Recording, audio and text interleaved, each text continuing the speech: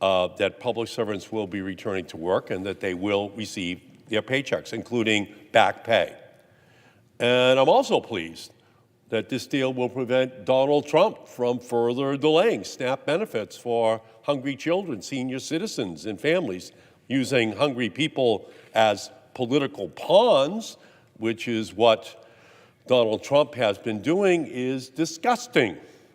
But this legislation does nothing concrete to lower costs or protect health care for millions of Americans from MAGA Republican attacks. There's 22 million Americans who are going to see dramatic increases in their health care costs at the end of this year. 22 million Americans who are going to be very concerned about the health care of their families. I cannot support this deal. I cannot support a deal that does not say to those 22 million American families, including 337,000 of them in the state of Massachusetts, that we have not been able to reach an agreement here because Republicans refuse to come to the table to talk about their health care costs that are about to skyrocket, and for many of those 22 million families, skyrocket out of the ability of those families to even have health insurance. And this is on top of their housing bills, their grocery bills, their electricity bills, all of their day-to-day needs that are absolutely skyrocketing. And of course, if they can't already deal with all of those other bills, seeing those bills skyrocket thousands of dollars for their health care or tens of thousands of dollars for their health care because of the Republicans' decision to kill critical Affordable Care Act tax credits, are going to be devastating for those families. I have one constituent, Jeff from Natick, who right now, because of the health care tax credits, has a $30,000 bill for his stage 4 cancer drugs, lung cancer. If they expire, his bill is $300,000 a year. That's what we should be debating out here. And by the way, there are 22 million stories just like that that are about to hit American families. And this health insurance time bomb, coupled with deep cuts to Medicaid, will also be a brutal 1-2 punch which devastates community hospitals throughout the United States, leaving millions of Americans with reduced care or no care at all. So here's what we have right now. 22 million American families are starting to think about what's going to be on their table for Thanksgiving, just coming up in 2-3 weeks. And for all of them, they're saying, we're losing the tax subsidies, the tax credits that help us to pay for our health care bills. 22 million Americans will have that as their primary conversation this Thanksgiving. The Republicans who serve in the House and Senate, they're not going to have that conversation because their health care coverage is going to continue. So what about those 22 million American families this Christmas, this Thanksgiving, who are losing their benefits? What are the Republicans saying to them? Because they're going to be scared. They're going to be angry that they will not be able to afford this holiday or any holiday in the future because their health care bills are just going to be going up by thousands, tens of thousands of dollars a year, which they don't have. And again, it's in the context of their electricity rates, their food costs, their clothing costs. Everything is skyrocketing for them. And they're not getting raises that will help them to pay for it. 22 million American families. So let me just tell you, I heard from Laurie in North Truro, the insurance for her and her husband is increasing from $6,000 a year to $26,400 a year. Who can afford to pay more on health insurance? Who can afford to pay $20,000 more on their health insurance and just get the notice now that it's over on December 31st and have the Republicans just walking away from that problem for Laurie and for 22 million other Americans? Now they're going to have to decide, do I take the funding from retirement savings? Do they just do without other things in their families' lives? Because $20,000 is a lot for a family who are not millionaires. Millionaires don't qualify for this tax credit. It's just regular families. It's middle-class families. That's who qualifies. And they just don't have 20 extra grand under the cushion that can pay for their health insurance. So this is a tragedy in the making, and one that we can't avoid. But let's not fool ourselves. Trump and MAGA Republicans have been shutting down the government since Inauguration Day. Gutting Medicare, gutting Medicaid, gutting the Affordable Care Act. That was their big vote in the first week of July of this year, 2025. Gutting, gutting, gutting. Medicare, Medicaid, the Affordable Care Act. They have been committing the greatest health care heist in history, and it's all to pay for tax cuts for billionaires. They're looting the health care for middle-class families, poor families, in order to pay for tax breaks for people who already have too much. The top 3 hedge fund managers in the United States have more wealth than the bottom 50% of our entire population combined. Think about that. And it's that bottom 50% that qualifies for Medicaid, that qualifies for the Affordable Care Act tax subsidies. That's who we're talking about right now. Those are the people who are going to be most negatively impacted. And the American people want us to stop this health care heist. They don't want Democrats to be driving the getaway car with all of those tens of billions, hundreds of billions of dollars, which will just be transferred into the bank accounts of the wealthiest people in our country. So we should just be fighting for transformative policies to fix our broken healthcare system, bring us back from the brink of this crisis. That's what the American people want us to do. That's what they want us to fight for. And even when it's hardest, even when we're in the darkest moments, we have to remember what we are fighting for. A better future is still possible. One where one missed medical bill won't lead to bankruptcy. A future where families don't have to choose between a prescription and a meal. A future where malignant corporate greed in our healthcare system that shutters hospitals and endangers patients. A future where universal healthcare is taken for granted and not taken away. A future where families can afford their healthcare and their rent and their electricity bills and childcare and to save money for college or vacation or retirement. That is the future that we should be fighting for. But the American people did not see that from the United States Senate yesterday. So that's where we are right now.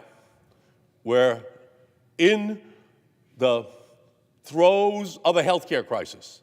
22 million Americans this Thanksgiving will be at their tables, if they can even afford to celebrate Thanksgiving, looking at tens of thousands of additional dollars potentially on their health care bills. It's a catastrophe looming. The Republicans so far have refused to do anything about it. That's what we should be discussing. That's what we should be debating. How do we solve this problem? Instead, the Republicans are just punting this issue. They are absolutely ignoring the consequences for those 22 million American families. So I'll just say this. These families, they are scared. These families, they are angry. But I'll say this, in addition to those 22 million families, tens of millions of other families are angry for them. They are pissed that people are going to be victimized by having their tax credits just be pulled away from them for their health care bills, and then that health care is going to be unaffordable for them. 22 million people and their families in our country. That is what we should be talking about here. And now the Republicans at the 11th hour are asking us to trust them that they will have a vote on extending the tax credits Americans rely on to afford their insurance. Remember when earlier this year Trump promised, we're not going to touch Medicaid? Remember that? Trump said, we're not going to touch Medicaid. 4 months later, he decimated it. Remember when Trump promised he would love and cherish Medicare? Then he slashed $500 billion from Medicare. How are we supposed to trust them? So to all of the Senate Republicans inclined to oppose a simple one-year extension of the Affordable Care Act, premium tax credits when a vote is held in December, credits that are hugely popular in both red and blue states, just remember that you do so at your own political peril. The American people are watching. They're angry. They want to know who is on their side. And they're going to remember your vote. They're going to remember your vote if you do not solve this problem. Thanksgiving is going to be the worst Thanksgiving ever for millions of families, knowing that they're going to lose their health insurance. And the Republicans can do something about it. And unless and until they do so, then we're about to hit a healthcare tragedy that was avoidable and that the Republicans have, in fact, created. This is a man-made crisis. And that man is the President of the United States, and the Republicans here on the floor of the Senate are following him blindly in a way that is going to result in harm to 22 million Americans and their families. So this is the moment, this is the time, this is the place, this is where people should be standing up to fight for those people. Health is the first wealth. Health is the most important wealth. Without your health, you have nothing. You have nothing. Everything else is built upon health. Everything. And the Republicans are taking away that health care from 22 million Americans. This is not the way to send families into Thanksgiving and Christmas. This is not the way we should be treating people. We're the wealthiest country in the history of the world. Yale University has made it very clear that 50,000 people additionally are going to die per year if all of Trump's health care cuts go into place. That's 500,000 people dying over the next 10 years if these health care premiums, if Medicaid is slashed. That's on this body. That's on this Senate. That's on the Republican leadership. And all I can say to you is that this is a mistake. It's an historic mistake. It's cruel. It's wrong. It's not what we should be doing to those who are most vulnerable, most in need in our country. And that's is what the Republicans are about to perpetrate upon this country. We're better than this. You can't have trillions of dollars in tax breaks for the wealthiest and then saying we don't have enough money for those who are sickest. You only have room for a tax break after you've taken care of the sickest people, the people most in need of health care in our society. That's when you have room for tax breaks for billionaires. The Republicans are doing just the opposite. First, tax breaks for billionaires. Then we'll see what's left over. Oh, they say, we can't afford health care for 22 million Americans. We can't afford to take care of their families because we don't have enough money. Why don't you have enough money? Because you gave the tax breaks to billionaires. You gave the tax breaks to millionaires. That's why you don't have enough money. And who are you going to take? Who are you going to take it out on? Who are you going to say all of a sudden with your green eye shades that you're really concerned about the federal budget deficit? You're going to take it out upon those who are least healthy, those most in need of help in our society? No. We're better than that. So this is a historic mistake. But just remember, the Republicans have always harbored an ancient animosity towards Social Security and Medicare and Medicaid and the Affordable Care Act. They voted against all of those programs. And now with Donald Trump, they have an ability to gut them.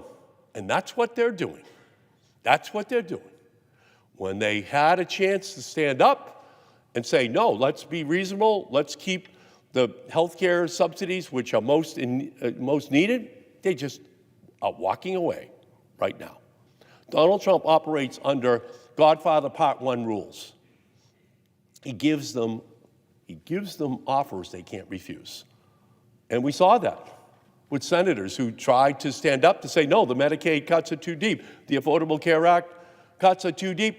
Trump just called them and said, your career is over. You will not be a senator again. So now we're seeing the remaining senators who are here, who are Republicans. And they are just saying, whatever you want, Mr. Trump, whatever Russell Vought wants at OMB, whatever Stephen Miller wants, we'll do. We're not going to have a negotiation. We're not going to sit down. So before they cut the Medicaid and the Medicare programs back in July, did they negotiate with us? No, they did not.